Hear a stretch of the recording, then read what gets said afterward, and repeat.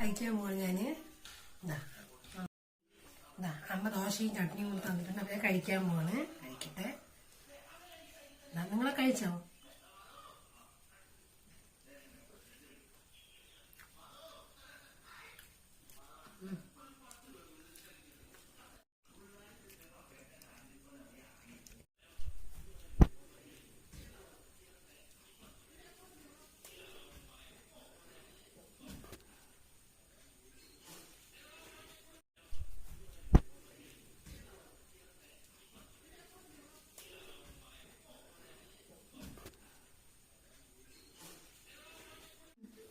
ഞാനിപ്പോ കഴിച്ചു കഴിഞ്ഞു.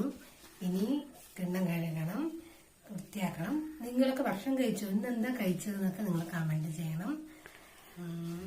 ശരി, അപ്പോ ഞാന് പാത്രം കഴുകി വൃത്തിയാക്കി വെക്കട്ടെ. ശരി, എല്ലാവർക്കും